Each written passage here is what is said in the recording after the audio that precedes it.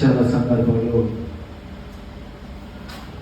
క్రైస్తవులుగా మనము ఆత్మీయ జీవితంలో ఎలా ఎదగాలి, ఆత్మీయ జీవితంలో ఎలా ఉండాలి అని కొన్ని విషయాలు మనం మాట్లాడుకుందాం.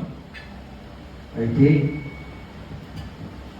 పేతురు రాసిన పత్రిక, మొదటి పత్రిక, పేతురు రాసిన మొదటి పత్రిక 3వ అధ్యాయము 15వ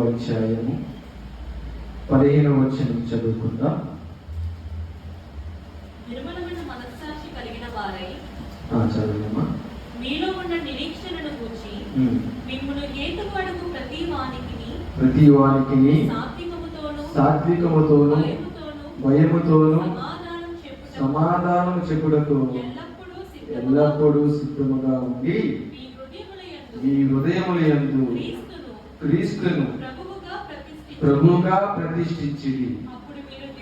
అప్పుడు మీరు దేని విషయమై దుర్మార్గులని దూషింపబడుదురో దాని విషయమై క్రీస్తునందున్న మీ సత్ప్రవర్తన మీద అపనింద వేయేవారు సిగ్గుపడుదురు. దేవుడికి స్తోత్రం. హల్లెలూయా. ప్రార్థన చేసుకుందాం. మహాపరిశుద్ధుడైన తండ్రి, సర్వశక్తిమంతుడా, ఈ యొక్క వాక్య భావంలో మీ ఆత్మ ద్వారా నడిపించండి, సహాయం చేయండి.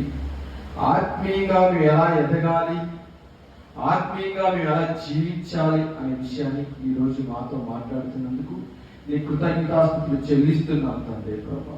ఇంకా బలమైన వాక్య సందేశాన్ని మాకు నేర్పించడానికి మీకు ఒక దయచేయమని, మా అందరితో మీరు మాట్లాడి సహాయం చేయమని ప్రభు అయిన యేసు క్రీస్తు నామములో అడిగి వేడుకుంటున్నాము మా పరమ తండ్రి.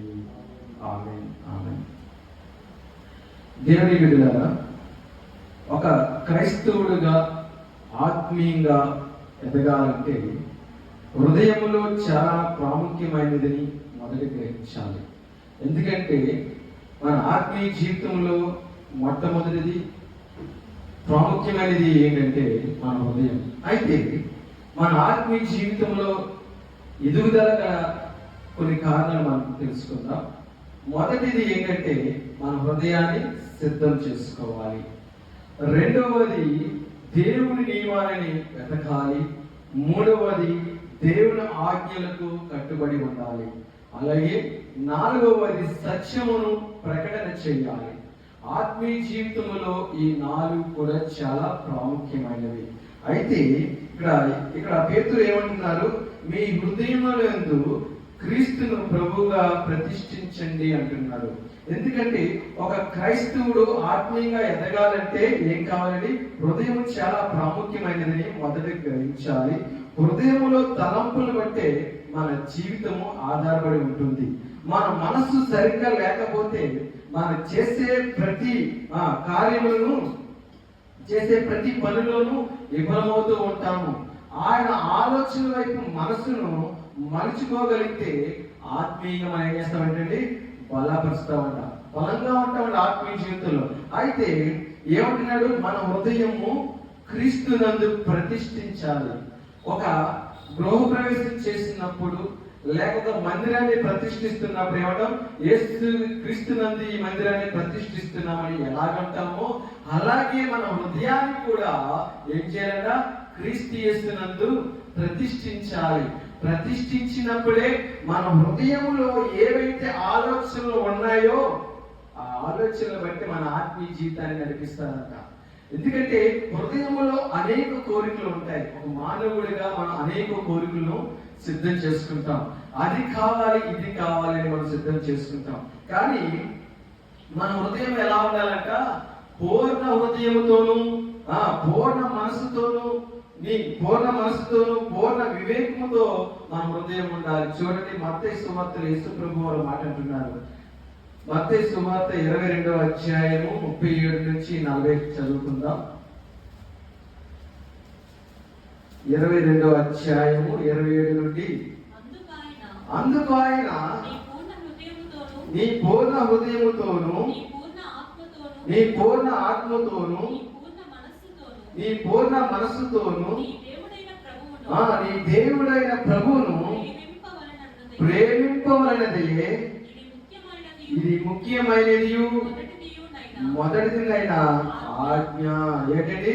పూర్ణ మనస్సుతోను, పూర్ణ ఆత్మతోను, పూర్ణ వివేకముతోను మనం ఏం చేయాలంట? మన ప్రభు అయిన దేవుని ప్రేమించాలని మొదటి ఆజ్ఞ ప్రాముఖ్యమైనది. రెండో చదువు. నిన్ను వలె నీ పొరుగు వారిని ప్రేమింపవలనని రెండవ ఆజ్ఞయు దాని వంటిదే. ఈ రెండు ఆజ్ఞలు ధర్మశాస్త్రం అంతటికి ప్రవక్తలకును ఆధారమై ఉన్నావని అతనితో చెప్పును. మొదటిగా మన హృదయంలో ఏముండాలండి? మొదటిగా మన హృదయంలో దేవుని ప్రేమించాలి. మొదటిగా మనం ఏం చేయాలంట? దేవుని ప్రేమించాలి. కానీ ఒక క్రైస్తవుడిగా బాప్తిసం తీసుకుని రక్షణ పొందిన వారిగా మనం మొదటిగా దేన్ని ప్రేమిస్తామండి? ఈ లోక సంబంధమైన వాటిని మనం ప్రేమిస్తాం. ఈ లోక సంబంధమైన వాటిని మనం ప్రేమించడం వల్ల మన ఆత్మీయ జీవితము ఎదుగుదల ఉండదు. కానీ లోక సంబంధమైన ఎదుగుదల మనం వెలిగిపోతాం, వెళ్తాం. ఎందుకంటే ఆత్మీయ జీవితంలో చాలా మంది ఆసక్తి ఉంటుంది. ఎలాంటి ఆశ? నేను దేవునిలో ఆత్మీయంగా ఎదగాలి, ఆత్మీయ జీవితంలో బలపడాలి అంటే మొదటగా ఏం చేయాలంట? మన హృదయాన్ని సరి చేసుకోవాలి, మన హృదయాన్ని సిద్ధం చేసుకోవాలి. ఎలా సిద్ధం చేసుకోవాలి? ఈ హృదయము దేవుడికి ప్రతిష్ఠిస్తున్నాను.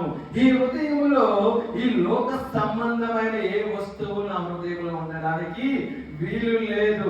ఎందుకో తెలుసా? నా హృదయంలో ఎవరున్నారు? దేవుడి వాక్యము. దేవుడి వాక్యం అంటే దేవుడే నా హృదయంలో ఉన్నాడు. మరి దేవుడు మన హృదయంలో ఉన్నప్పుడు మనము పాపం చేయడానికి కూడా చేయలేం. అంటే పాపం చేయడానికి ఇష్టపడవు. ఎందుకంటే తెలుసా? మన హృదయంలో ఎవరున్నారు? ఆయన ఉన్నాడు. మనం ప్రేమించిన వ్యక్తి ఉన్నాడు. మన కోసం ప్రాణాలు అర్పించిన వ్యక్తి ఉన్నాడు. మన కోసము తన రక్తాన్ని చిందించిన వ్యక్తి ఉన్నాడు. గొప్ప ప్రేమికుడు, గొప్ప ప్రేమికుడు. ఈ లోకంలో అనేక ప్రేమలు ఉంటాయి. నువ్వు లేకపోతే చచ్చిపోతాం, నువ్వు లేకపోతే బ్రతకలేం. ఎన్నోసార్లు ఎన్నో సందర్భాలతో మాట్లాడతాను. కానీ దేవుడు ఏమంటాడు తెలుసా? నీకోసమే నా ప్రాణాలు ఇస్తాను. నువ్వు చేసిన పాపాల నిమిత్తం నా ప్రాణాన్ని ఇచ్చాను, నేను నా రక్తంలో కడుక్కున్నాను. మరి దేవుడు హృదయంలో మనం ఉంటే మన హృదయంలో ఎవరు ఉండాలి? దేవుడే ఉండాలి, దేవుడి వాక్యం ఉండాలి, దేవుడి మనసు ఉండాలి. చూడండి ఏమంటున్నాడు? ఇంకో విషయం ఏంటంటే రెండో ఆజ్ఞ ఏంటండి? నిన్ను వలె నీ పొరుగు వారిని ప్రేమించమంటున్నాడు. ఈ రోజు మనకి కీడు చేశాడు. తన వల్ల మనకి ఎన్నో ఇబ్బందులు ఎదురని అయినప్పటికీ పర్వాలేదు. ఎందుకంటే మన పక్షాన్ని యుద్ధం చేసేది ఎవరండి? దేవుడు మన పక్షాన్ని యుద్ధం చేస్తాడు. మనం ఏం చేయాలి? మనం ప్రేమించాలి, శత్రువులైనా ప్రేమించాలి. ఎవరైతే మనం కీడు చేయాలనుకుంటున్నారో, ఎవరైతే మనల్ని హింసించాలనుకుంటున్నారో, ఎవరైతే మనం బాధ పెట్టాలనుకుంటున్నారో, మన కన్నీటికి బాధ కలిగి మన కన్నీటికి గల కారణం వారైతే, ప్రభువా ఈ వచ్చే శ్రమను బట్టి నేను స్తుతిస్తున్నాను తండ్రి, ఇచ్చిన ఈ బాధను బట్టి నేను స్తుతిస్తున్నాను. ఎందుకో తెలుసా? వారు తెలియక చేసిన తప్పులు బట్టి క్షమించండి ప్రభువా. సిలువలో మాట్లాడుకుంటున్నాడు యేసయ్య. ఏమంటున్నాడు? వీరిని క్షమించండి, వీరు ఏం చేస్తున్నారు వీరికి తెలియదు, వీరు చేసింది వీరికి తెలియదు కాబట్టి వీరు క్షమించండి. పరలోకమున్న తండ్రికి మన తండ్రి యేసయ్య ఏం చెప్తున్నాడు? క్షమించమంటున్నాడు. నిజమే, మన జీవితంలో అనేక మంది శత్రువులు ఉంటారు. ఆ శత్రువులు మనం ఏం చేయాలంట? ప్రేమించాలి. వారు ఏదో తప్పు చేస్తారు, వాళ్ళ నుంచి మనకి ఏదో ఒక హానికరమైన జరిగింది అయినప్పటికీ కూడా మనము అయ్యా సరే, వాడు తెలుసో తెలియదో ఏదో పొరపాటు చేస్తారు, నా దేవుడు నా పక్షాన ఉన్నాడు, నా దేవుడు నా పక్షాన ఉన్నాడు, నాకేమీ రాదు, ఏ అపాయము రాదు, ఏ అపాయము నా గుడారము సమీపించదు అని మనం ఏం చేయాలంట? ప్రేమించాలి, శత్రువులను ప్రేమించాలి. అలాగే చూడండి, సామెతల గ్రంథంలో 4వ అధ్యాయం మనం చూసుకున్నట్లయితే, సామెతల గ్రంథంలో ఇది అంతా కూడా మన హృదయాన్ని సిద్ధం చేసుకోవాలంట. 4వ అధ్యాయము 23లో వచ్చిన మనం చదువుకుంటే ఏమంటున్నాడు ఆయన? మీ హృదయములో నుండి జీవధారలు బయలుదేరును కాబట్టి అన్నిటికంటే ముఖ్యముగా నీ హృదయమును భద్రముగా కాపాడుకోవాలండి. మన హృదయము చాలా జాగ్రత్తగా కాపాడుకోవాలి. ఎందుకు తెలుసా? మన హృదయంలో అనేక లోపలికి వస్తూ ఉంటాయి. ఇప్పుడు ఈ రోజు వాక్యం చదవాలని మనం అనుకుంటాం. జీవధారులు అంటే జీవ జలములు, వాక్యాన్ని కూడా మనం తీసుకోవచ్చు. ఇక్కడ వాక్యాన్ని మన హృదయంలో ఉంటున్నప్పుడు, వాక్యాన్ని మన హృదయంలో పెట్టుకుంటున్నప్పుడు మన హృదయాన్ని చాలా జాగ్రత్తగా తీసుకోవాలంట, జాగ్రత్తగా కాపాడుకోవాలంట. ఎందుకో తెలుసా? ఏ నోటిదైతే మన వాక్యము చదువుతామో ఆ నోటి ద్వారా కూడా శాపవచనాలు వస్తాయి. ఏ నోటి ద్వారా మన వాక్యము చదువుతామో అదే హృదయంలోంచి కూడా, మన హృదయంలో ఏవైతే మన వాక్యాన్ని నింపుకుంటామో అదే హృదయం నుంచి కూడా చెడు మాటలు, చెడ్డ తలంపులు, చెడ్డ ఆలోచనలు వస్తాయంట. మనం ఏం చేయాలంట? ఆత్మీయమైన జీవితంలో మనం ఎదగాలంటే మన హృదయాన్ని కూడా కాపాడుకోవాలంట. ఇంకో మాట చూద్దాం. ద్వితీయోపదేశ కాండంలో 4వ అధ్యాయం 9వ వచనంలో మనం చూసినట్లయితే, 4వ అధ్యాయం 9వ వచనం చూసుకుందాం.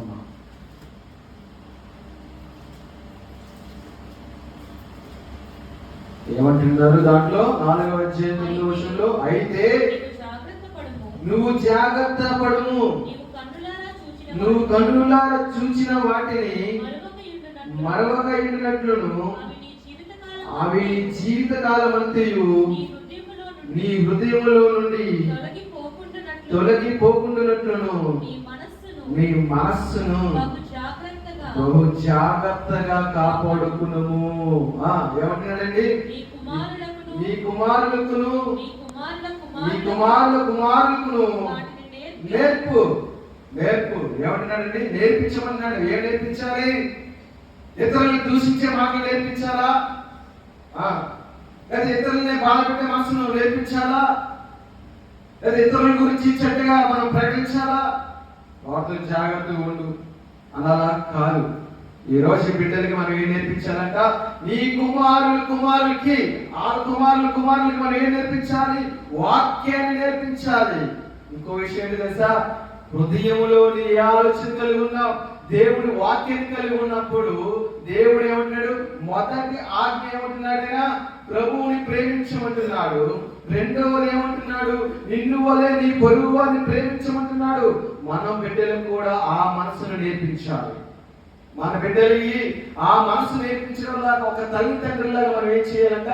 సరే, వారు ఏదైనా పొరపాటు చేశారనుకో క్షమించండి అంటాం. మనం అలా చెప్పం.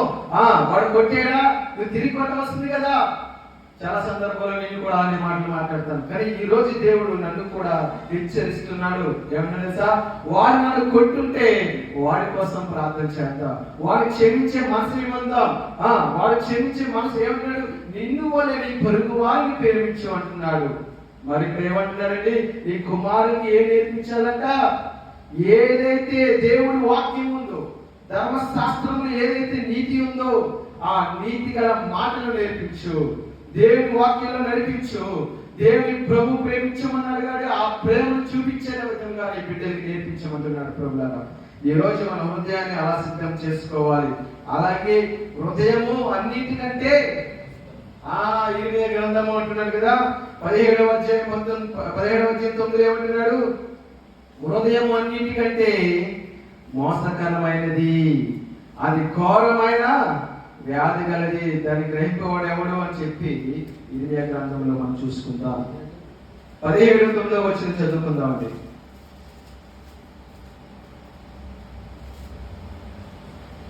ఇర్మియా 17:9 మనం చూసుకున్నట్లయితే, హృదయము అన్నిటికంటే మోసకరమైనది, అది ఘోరమైన వ్యాధి గలది, దాన్ని గ్రహింపగలవాడు ఎవడు? ఒకరి ప్రవర్తన బట్టి వారి క్రియలు ఫలములు చెప్పున ప్రతీకారం చేయుటకు యెహోవాను నేను హృదయమును పరిశోధించువాడును. అంటే అంతరంద్రియములను పరీక్షించేవాడును. హృదయం చాలా మోసకరమైందంట, చాలా ఘోరమైన వ్యాధి కలది. నిజమే, మన హృదయాన్ని మనం నమ్ముకుని కూడా కొన్ని సందర్భాల్లో మనం మోసపోతాం తెలుసా. మన హృదయములో అంటే నేను ఈ మాట ఎందుకు చెప్తున్నానంటే, ఒక్కోసారి మన హృదయం ఏమంటదంటే ప్రేమించమంటాది, ఇతరుని ప్రేమించమంటాది. మనం ఎక్కువగా ప్రేమిస్తాం. అరే ఆ అబ్బాయికి ఏదో సమయంలో కష్టాలు వచ్చినాయో ఆ కష్టాలను బట్టి మనం సహాయం చేయాలనుకుంటాం. కానీ అవతల వాడు మనల్ని ఏం చేస్తాడండి, అన్యాయం చేస్తాడు. దేవుని బిడ్డలారా, నేను ఇప్పటి వరకు కూడా నా జీవితంలో ఎవరికి అన్యాయం చేయలేదు. కానీ నేను ప్రతి ఒక్కరి చేతిలో నేను మోసపోయాను. ప్రతి ఒక్కరి చేతిలో మోసపోయాను. రీసెంట్ గా ఒక విషయం మీకు చెప్తాను. నేను నా ఆఫీసులో ఒక కుర్రోడికి ఉద్యోగం ఇచ్చి ఆ ఉద్యోగాన్ని ఒక శాలరీ తక్కువ అని చెప్పి నా ఆఫీసులో వచ్చిన ఒక ప్రాఫిట్ లో ఆ అబ్బాయికి సహాయం చేశాను. పోలే కష్టపడుతున్నాడు బిడ్డని. కానీ ఈ రోజు నా మీద నిందేసింది ఏంటంటే తెలుసా, ఆ కష్టపడుతున్నాడు, కష్టానికి ఫలితం ఇచ్చాను. కానీ ఈ రోజు నా హెడ్ ఆఫీస్కి నేను కంప్లైంట్ ఏమి ఇచ్చాడు తెలుసా, నన్ను చీపురుపల్లి దూరాల ప్రాంతాల్లో టీవీలు పంపిస్తున్నాడు, నేను చేయలేకపోతున్నాను అని. మరి పొందిన సహాయం ఎందుకు చెప్పలేకపోయాడండి? ఎందుకంటే చెప్పలేడు. తన మనసులో నా మీద చాలా ద్వేషం పెట్టుకున్నాడు. ఆయన హృదయం ఎలా ఉందంట, ఒక్కసారి ధనం మీద ఆశ కలిగింది. ఆ అబ్బాయి ఏం చేస్తాడో తెలుసండి, ఈజీ మనీకి అలవాటు పడిపోయాడు. ఈజీ మనీకి అలవాటు పడిపోయి ఆ ఇన్స్టాగ్రామ్ లో ఏం చేస్తున్నాడంటే ఆ వ్యక్తి ఏం చేస్తాడా, ఒకప్పుడు ఈ 15,000 రూపాయల జీతం వస్తే చాలనుకున్న వ్యక్తి రాను ఆ డబ్బులు చూశాడు. నేను కూడా ఒక 5,000 ఎక్స్ట్రా ఇవ్వడం చూశాడు. 20,000 సంపాదిస్తున్నాడు. ఇలా కూర్చుని 20,000 సంపాదిస్తే ఇంకా సంపాదించాలని ఆఫీసులో కూర్చుని ఇంకా ఏదో ఈజీ మనీలో పడిపోయి తన జీవితాన్ని నాశనం చేసుకుంటున్నాడు. నేను చాలా సందర్భాల్లో చెప్పాను, నాన్న వద్దు, తండ్రి లేనివాడివి నువ్వు, నాకు తెలుసు, తండ్రి లేని భార్య నాకు తెలుసు. కాబట్టి నువ్వు తండ్రి లేనివాడిని, తల్లి చూస్తేమో ఒక్కరే కష్టపడుతున్నారు, నీ తమ్ముడు చూస్తేనేమో రోడ్డు మీద తిరుగుతున్నాడు. ₹1 కష్టపడింది మందే, కష్టపడకుండా వచ్చేది ఏది కూడా మంద కాదు అని చెబితే నా మాటలు విన్నట్టు విని నా మీద ఏం చేశాడంటే కోపం పెంచుకున్నాడు. ఎందుకంటే చాలా సందర్భంలో మన హృదయం సహాయం చేయాలనుకున్నప్పటికీ కూడా అవతల హృదయము ఏం చేస్తుందండి, మనల్ని మోసం చేయదు. అందుకే హృదయము ఏమన్నాడండి, హృదయము అన్నింటికంటే మోసకరమైనది, తీవ్రమైన వ్యాధి కలది. ఆ హృదయంలో ఆడు ఏవైతే ఆలోచన పెట్టుకుని ఉన్నాడో ఆ ఆలోచనలు ఇతరులను కూడా చాలా బాధపడుతుంది. కాబట్టి బాప్తిసం తీసుకున్నాం, దేవుని రక్షణ పొందుకున్నాం. దేవుని రక్షణ పొందుకున్న మనం ఎలా ఉండాలని క్రైస్తవ బిడ్డలుగా ఎలా ఉండాలి? యేసు ప్రభువు నిజంగా ఎంత గొప్ప పరిచయం చేశారో తెలుసా. మనం ఆయన జీవిత చరిత్రను తెలుసుకుంటే కనుక నిజంగా చాలా గొప్ప మనం 1% కూడా ఆయనలో మనం సేవ చేయలేమండి. ఆయన ఎంతో ప్రేమించాడు, ఆయన హింసించాడు, ఎన్నో మాటలు మాట్లాడారు. ఈ శరీరం తినడం, ఈయన రక్తాన్ని తాగడం, ఈయన విచిత్రంగా మాట్లాడుతున్నాడని చెప్పి ఎంతో మంది వాళ్ళని యేసు ప్రభు వారిని ఎన్నో మాటలు మాట్లాడినప్పటికీ ఆయన ప్రేమ చూపించాడు. ఈ రోజు మనం కూడా అలా ఉందాం, మనం కూడా అలా జీవిద్దాం. 70 సంవత్సరాలు 50 సంవత్సరాల కన్నా ఎవరు తక్కువగా బ్రతకట్లేదు. బ్రతుకు మీద ఆశ అయితే లేదు, ప్రాణం అంటే భయం లేదు, బ్రతుకంటే ఆశ లేదు. కానీ దేవుడు అంటే ప్రేమ ఉంది. పరలోక రాజ్యం చేరుకోవాలని మన ఆశ పడాలి. ఈ బ్రతుకు మీద ఆశ ఎందుకు? ఏ క్షణం ఎలా ఉంటామో మనకు తెలియదు. కానీ ప్రతినంత కాలము కూడా మన దేవుళ్ళలోనే నిత్యము ఆయనకి నమ్మకమైన బిడ్డలుగా, నమ్మకమైన కుమారులుగా, నమ్మకమైన కుమార్తెలుగా మనం జీవిస్తే అదే మనకి ప్రశాంతమైన జీవితం అండి. చాలా మంది ఈ లోక సంబంధమైన ఒక్క మాట ఇప్పుడు మనుషుల్లో ఉన్నది ఏంటి తెలుసా? ధనాశ. దేవుడి చిత్తం అయితే దాని గురించి మరొకసారి చెప్తారు. కానీ ఆ ధనాశ ఈ రోజు అనేక మందికి రోగాలుగా మారుస్తుంది అది. ఎందుకంటే సంపాదించిన సంపాదనను ఎలా కాపాడుకోవాలని తిండి తిప్పలు మానేసి వాళ్ళ అనారోగ్యం పాలైపోయి ఆ డబ్బులు ఏం చేస్తున్నారంట వాళ్ళు ఏ రూపంలోకి వెళ్ళిపోతుందంట? షుగరు, బీపీ, థైరాయిడ్, కీళ్ళప్పులు, రకరకాల వ్యాధులతో సతమతం అయిపోయి ఇక్కడ సంపాదించిన 10,000 రూపాయలు సగం డబ్బు ఎవరు కూర్చోబెట్టినారంట? డాక్టర్లను పోషిస్తున్నారంట. దేవునికి స్తోత్రం. కానీ ఈ రోజు దేవుడు వాక్యాన్ని మనం విని మనం ఇచ్చాక మన హృదయాన్ని సిద్ధం చేసుకోవాలి. దేన్ని సిద్ధం చేసుకోవాలి? హృదయాన్ని. ఈ రోజు ఒక 5,000 రూపాయలు సంపాదించాలి, ఇది నా టార్గెట్ కాదు. మన టార్గెట్ ఏంటి తెలుసా? మన టార్గెట్ ఏంటి తెలుసా? ఈ రోజు దేవుని వాక్యం ఎంతవరకు చదివాను అది మన టార్గెట్. ఎంతవరకు దేవుడు వాడబడ్డాను అది మన టార్గెట్. ఎంతవరకు ప్రభు నాతో మాట్లాడాడు అది టార్గెట్. ప్రభుతో నేను ఎంతసేపు మాట్లాడాను అది మన టార్గెట్.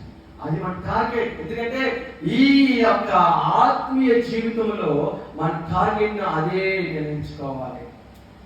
చచ్చిపోతే 6 అడుగుల భూమి మనకు కావాలి. 6 అడుగుల భూమి మనకు కావాలి. ఏమండి? మనం సంపాదించిన ఇల్లులు, మనం సంపాదించిన ధనము, మనం సంపాదించిన ఏదైనా ఉంటుందా? ఏది మనం కూడా పరలోకానికి రాదు. అసలు పరలోకానికి వెళ్తామో కూడా తెలియదు. చూడండి, ఇంకో మాట చూసుకుందాం. ఎందుకంటే దేవుని బిడ్డలారా, దేవుని రాకడ సమీపిస్తుంది. మనం చాలా జాగ్రత్తగా ఉండాలి. హెబ్రీ పత్రికలో 3:12 మనం చూసినట్లయితే ఆయన ఇంకో మాట అంటున్నాడు.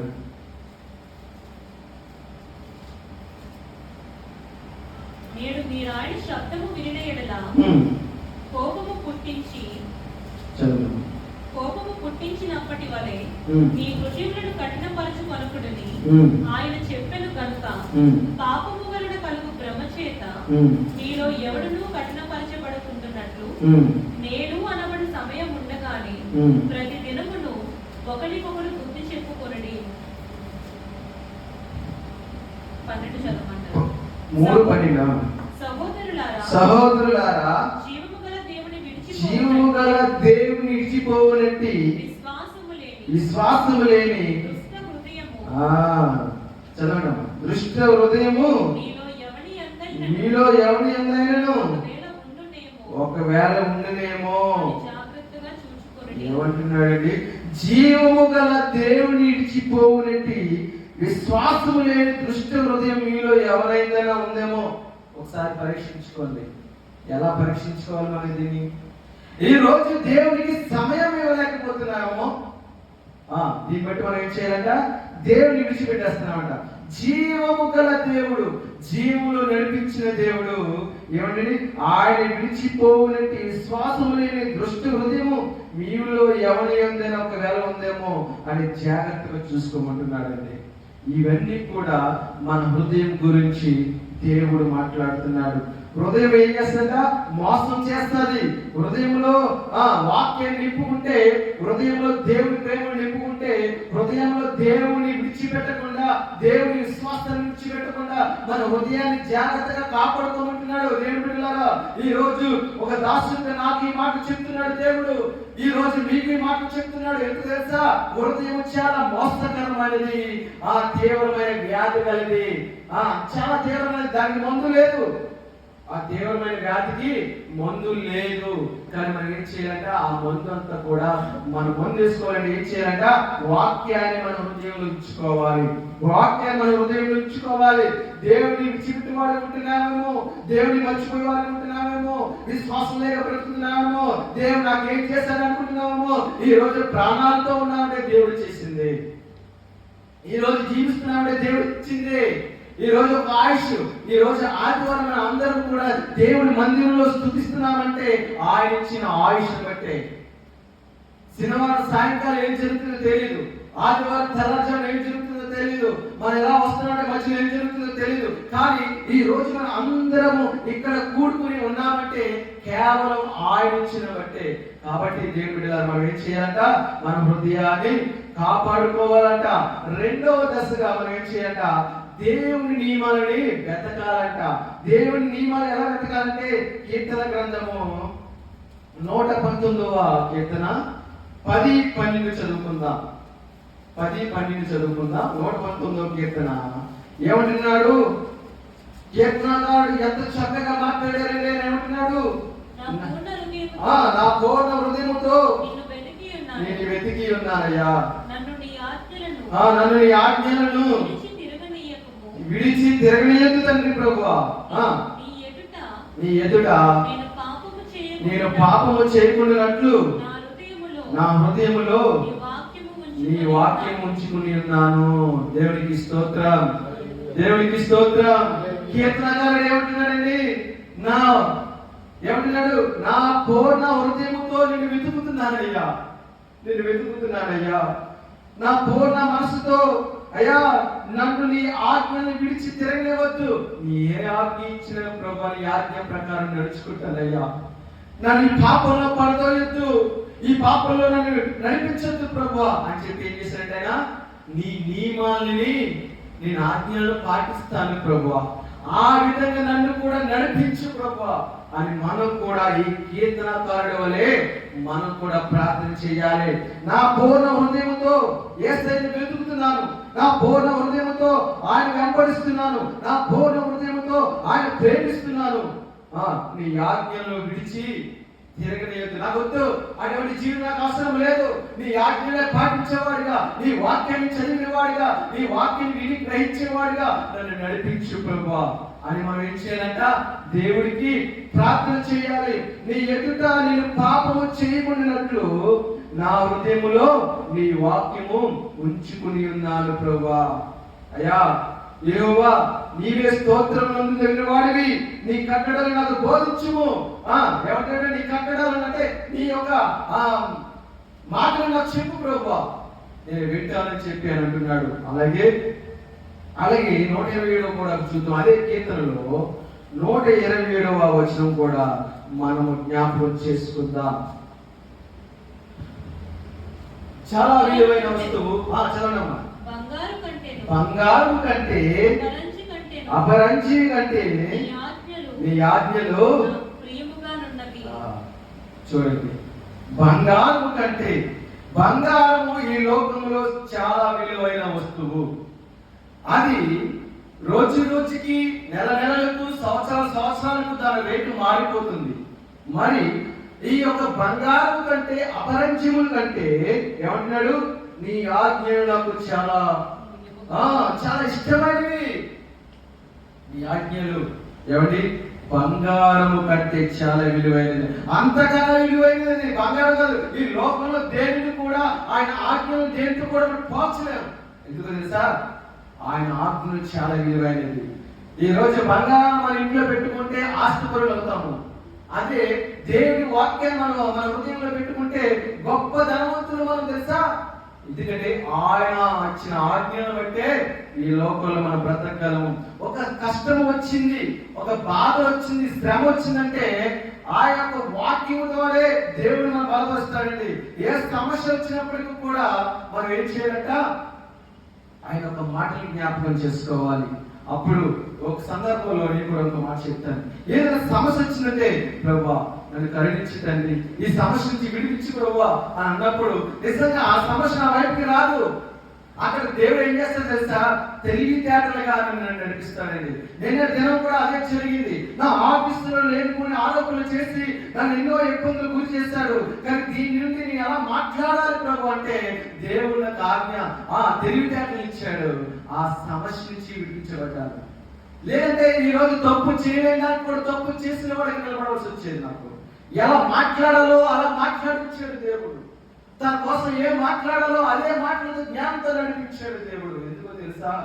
నేను గొప్ప చెప్పుకోను, నేను పాస్టర్ చెప్పను, కానీ నేను ప్రతి శనివారం శుక్రవారము శనివారం 12 గంటల మొదలుకొని నేను వాక్యాన్ని బోధించి నేను ఇంటి తిరిగి వెళ్ళే వరకు కూడా నేను ఏది ముట్టుకోవడం తెలుసా?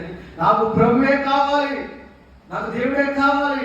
ఆయన లేకపోతే నా జీవితం లేదు, ఆయన లేకపోతే నా బ్రతుకు లేదు, ఆయన లేకపోతే నేను జీవించలేను. అందుకే నేను చాలా సందర్భం కదా దేవుడి దగ్గర ప్రభు నీ ఆజ్ఞల ద్వారా నన్ను నడిపించు ప్రభు, నీ ఆజ్ఞలో చెప్పు తండ్రి, ఆ ప్రకారం వెళ్తాను ప్రభా, ఆ ప్రకారం జీవిస్తాను ప్రభా అని నేను దేవుడి దగ్గర మొదలుపెట్టుకున్నానండి. ఎవరి బంగారం కంటే అపరంజుల కంటే ఆయన ఆజ్ఞ చాలా విలువైనది. తర్వాత ఏం చేయాలంటే ఆయన నీతిని వెతకాలంట. మత్తయి సువార్తలో మత్తయి సువార్త 6:33లో చూసుకున్నట్లయితే, మత్తయి సువార్త 6:3 మనం చూసుకున్నట్లయితే ఏమంటున్నాడండి?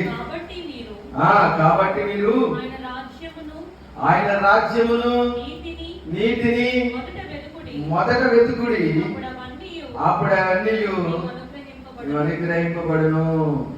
ఏమండి ఏమంటున్నాడు? ముందు ఆయన రాజ్యాన్ని వెతకమంటున్నాడు, ఆయన నీతిని వెతకమంటున్నాడు, అప్పుడు అన్ని మీకు అనుగ్రహింపబడును.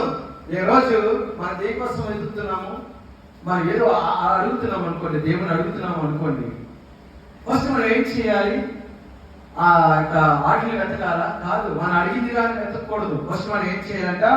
మొట్టమొదటి ఆయన ఏం చేయాలి? ఆయన రాజ్యాన్ని, ఆయన నీతిని మొదటిగా మనం వెతకాలి.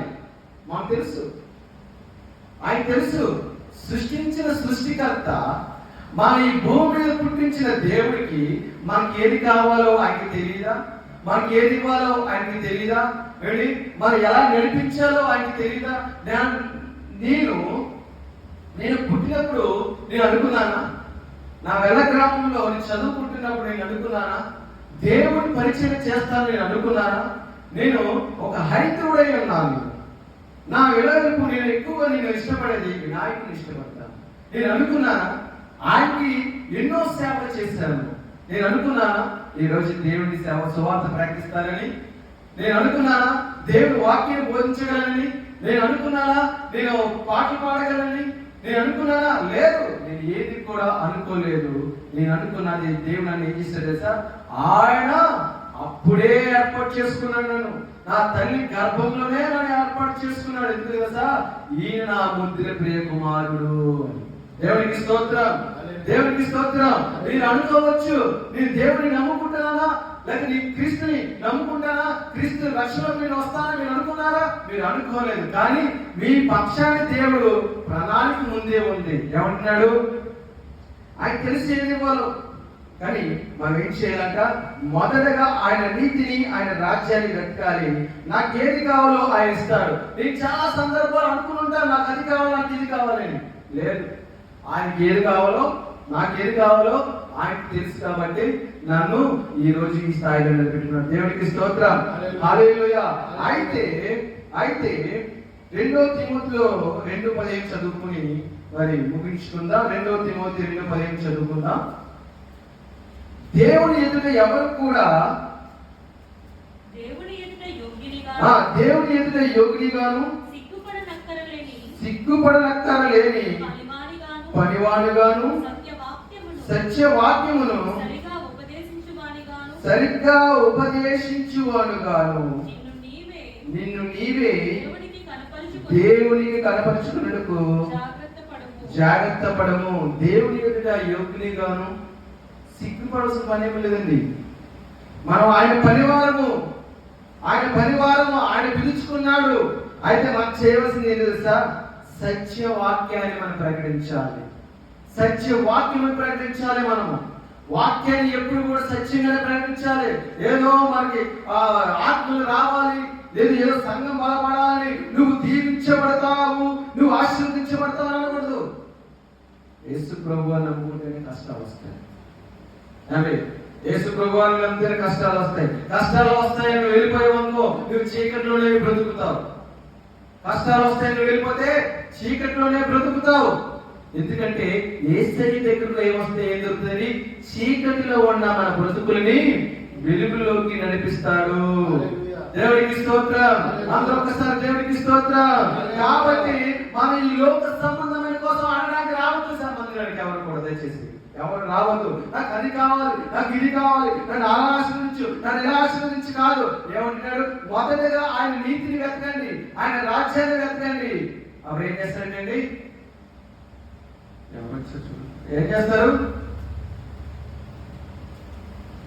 ఏం చేస్తారండి?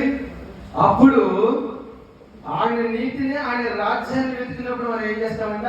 మనం మొట్టమొదటిగా మనకి ఏం కావాలో దేవుడు అదే ఇస్తాడంట. దేవునికి స్తోత్రం. కాబట్టి మనం ఏం చేయాలంట, దేవుని విషయంలో మనం సిగ్గుపడాల్సిన అవసరం లేదు. ఈ రోజు బంధువుల దగ్గర సిగ్గుపడుతున్నవాడికి ఏది లేదని సిగ్గుపడాల్సిన పని లేదమ్మా. సిగ్గుపడద్దు. ఎందుకంటే నీ దగ్గర డబ్బు లేకపోవచ్చు, నీ దగ్గర ధనము లేకపోవచ్చు, నీ దగ్గర ఆస్తి లేకపోవచ్చు, నీ దగ్గర ఏమి లేకపోవచ్చు, కానీ దేవుని వాక్యం నీలో ఉంది. దేవుని వాక్యం నీలో ఉంది. అది చాలు. నిన్ను బ్రతికించడానికి అది చాలు తల్లి. అమ్మా అది చాలు. మనకి ఇంకేం అవసరం లేదు. మనం బ్రతికించాలి, మనం ఆశీర్వదించబడాలి, మన నిత్య జీవులకు వెళ్ళాలని మనం ఏం చేయాలంట, మొట్టమొదటిగా ఆయన నీతిని, ఆయన రాజ్యాన్ని వెతకాలి. దేవుని బిడ్డలారా, ఇంకా ఇంకా ఆయన ఆజ్ఞలను కట్టుబడి ఉండాలి. సత్యమును ప్రకటన చేసుకుంటూ ఉండాలి. ఎందుకంటే దేవుడు చాలా సందర్భంలో మనకి అనేక అవకాశాలు ఇస్తూ ఉంటాడు. ఆ అవకాశాలన్నీ కూడా మనము వినియోగించుకోవాలి. కాబట్టి దేవుని బిడ్డలారా, ఆత్మీయ జీవితంలో మనం ఎదగాలంటే ఏం చేయాలంట, మన హృదయాన్ని సిద్ధపరచుకోవాలి. దేవుని ఆజ్ఞకు లోబడి ఉండాలి అని చెప్పి ఈ రోజు మనందరితో దేవుడు ఏమంటున్నాడు, మాట్లాడాడు. అమ్మా మీరు హృదయము సిద్ధపరచుకోలేదేమో, ఈ రోజు ఈ సమయం ఉండే హృదయాన్ని సిద్ధం చేసుకో. నీ హృదయము అనేక ఆలోచనలు కలిగి ఉన్నారేమో, వాక్యాన్ని నింపుకో, ప్రార్థన ద్వారా నింపుకో, ప్రార్థన ద్వారా బలపడు. అప్పుడే దేవుడు నీ జీవితంలో ఏది కావాలో అది వేస్తాడు. ఆయన నీతిని, ఆయన రాజ్యాన్ని వెతకకుండా, ఆయన మందిరానికి రాకుండా, ఆయన మందిరానికి వస్తే ఏదో ఆశ కలిగి రాకూడదు అసలు. ఇప్పుడు కూడా ప్రభా ఈ రోజు నాకు సమాధానం వచ్చిందండి, మంచి మనసును దయచేయండి ప్రభా, పాపము చేయకుండానట్లు నన్ను కాపాడు ప్రభా అని చెప్పి మనం ఏం చేయాలండి, ప్రార్థన చేయాలి. అప్పుడే మనకి ఏది కావాలో. ఎందుకంటే దేవుని బిడ్డలారా, మొదట ఎప్పుడైతే మన దేవుడిని వెతుకుతామో దేవుడు మనకి ఏం కావాలో ఆడిస్తాడు. నువ్వు అడగగలదు. నీకు ఏది కావాలో అని తెలుసు, నీకు ఏది ఇవ్వాలో అని తెలుసు. కానీ మనం ఏం చేయాలంటే మొట్టమొదటిగా ఆయన నీతిని, ఆయన రాజ్యాన్ని వెతకాలి. అప్పుడే ఇవన్నీ చేయాలంటే మన హృదయాన్ని సిద్ధం చేసుకోవాలి. సిద్ధం చేసుకుని ఆయన ఆజ్ఞలకు లోబడాలి. దేవుడికి స్తోత్రం. హల్లెలూయా, హల్లెలూయా. అటువంటి మనసు మన అందరికీ యేసయ్య దీవించును గాక. ఇవ్వాలని కోరుకుందాం. దేవుడికి స్తోత్రం. ప్రార్థన చేస్తున్నాం.